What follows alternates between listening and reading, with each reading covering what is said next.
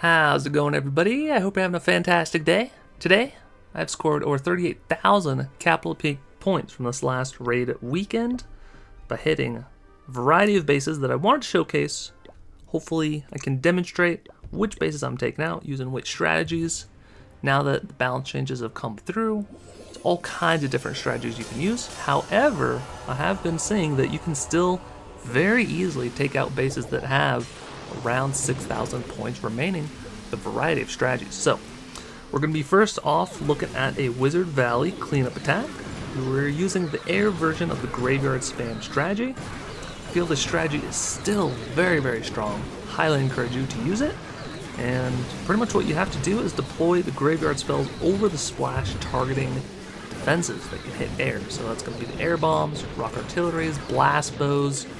All those are very nasty for blue. So once you've deployed those down and you've cleared a path, maybe with some rams or some barbarians, maybe some minions, then essentially you can clean up the base and deploy one pack of rocket balloons per air targeting defense. So the spear throwers, air defenses, Teslas, Inferno towers, all that good stuff.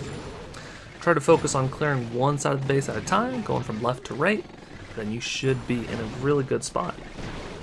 So we're going to speed through the remainder of here. We're watching these balloons chase down a cannon cart. I guess that one cannon cart was going for that one skeleton, which is pretty funny. So we're able to clear the base relatively easily. Got a lot of bonus troops. So now let's take a look at a Dragon Cliffs cleanup attack. Typically, I don't clean up Dragon Cliffs, but this one was fairly advanced, and it did definitely require 3 attacks. First 2 attacks are pretty much to clear out the base and destroy all those super dragons, because those dragons do so much damage. Really hard to deal with on the fly. So brought in a couple packs of archers, taking out that blast bow, and then we have one heal spell so we can cover this bomb tower, so when it explodes it doesn't completely destroy our hogs. And then we're going to be coming in from this right hand side of the base, trying to delay the deployment of the hogs by every 1 second or every 2 seconds. Ideally, you want to try and have the hog glider actually stun the defense that the hogs are approaching. So that way you can save some of the damage on your hogs. And we see now that they're relatively healthy, but they do leave the heal spell radius, and we don't have anything else to keep them alive besides stunning up the defenses. We create a second group on the bottom so we can take out some of these higher level spear throwers and cannons. And then we are now looking pretty good. We take out the last defense and there's nothing left but the cleanup. And this base wasn't over 6,000, but I felt that we would have a good amount of troops remaining, so we get the full 5,980 plus 420. Better believe it, just blaze it. And we move on to the next attack. Now here, we do run into some issues. So this was sort of a test. I wanted to see. I did 2 tests this weekends on bases where I tried to go for bases that were over 8,000 or close to 8,000 capital peak points. One was on this attack, which we'll show in this video, and then one will be in the next video showcasing one on the barbarian camps. So here we are trying to see if we can take out this base, and these giant cannons and blast bows are maxed out level 5, so they're doing a lot of splash damage. Definitely a good idea to upgrade those splash targeting defenses first, because they can deal the most amount of damage possible. So we do have one more pack of the hog gliders. I used it on the top giant cannon because I figured it was going to target those packs. Unfortunately, we really should have saved it for this giant cannon, because that first hit took a lot of them down. Second hit kills them all. So very unfortunate we couldn't quite get it. So we do miss out on about 400 points. Very unfortunate, but now we know. The hog variation of the graveyard ground spam version cannot quite take out 7,800 points worth of a base. You have to do a little bit better on that first attack. So just know that if you try to replicate that strategy. Now here we're going in with the air version again for the Balloon Lagoon.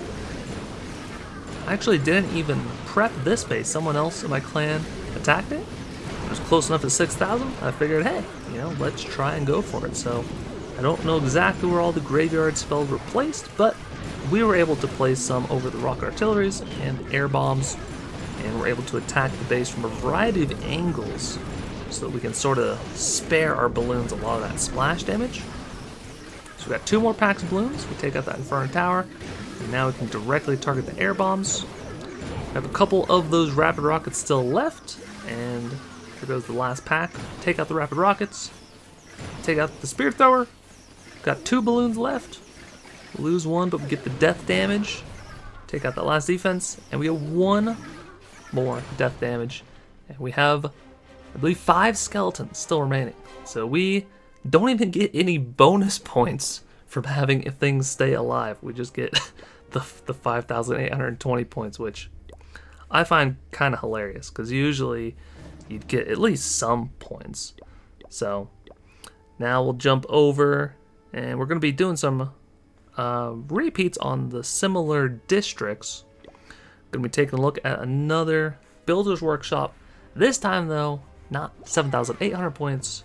We have 6,300 points remaining, and you can see just lower level giant cannons and blast bows. We have isolated blast bow up here.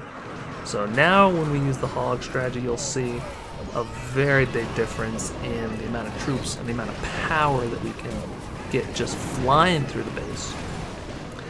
So we're still, you know, we're not doing perfect pathing, but, you know, we're trying to distract with the rams, trying to directly stun up some of these defenses with hog gliders, trying to get as much value as we can, protect those hogs as best as we can. Gonna send in 1 pack of hogs up to stun up the blast bow. Unfortunately, I didn't see that spear thrower distracted 1 pack of hogs, so no worries. Still have 1 more pack. I'm trying to create a separate group on the left-hand side just in case this giant cannon shoots a big group of hogs. That would do a lot of damage. It would make me very sad if they hit those hogs. But we're able to distract it a little bit. We're able to clear out the base, and we even get a bonus 285 points. So last but not least, we're going to take a look at another Balloon Lagoon. This one worth a little bit more. You know, they have some higher level rocket artilleries, but they've not moved this section on the right hand side of the base. So we could use air, but I felt like the air balloons, they probably have, even though they're kind of isolated, you could directly target them, I felt like I'd have to invest too much on the right hand side. There might not be enough on this left hand side. So we're going in with the hogs again, using the old strategy. You know, it's an oldie but a goodie. So we're going to be trying to really focus on taking out this rocket artillery with our hogs, trying to stun up the crushers and the bomb towers. No heal spells, so we do have to be, you know, very aware of where our hogs are at, because if they all were to group up on a chain of bomb towers or get hit by a bunch of rocket artillery rockets, that would definitely end the attack very, very soon. I believe we sent even just 2 packs of hogs on the right hand side with the help of the graveyard, and we completely cleared that section of the base. So we get the 6,635 plus a bonus 393. So hopefully you found this video helpful. Make sure to like and subscribe if you enjoyed it. There's a couple more videos on the screen if you want to keep on watching. Until next time, take care.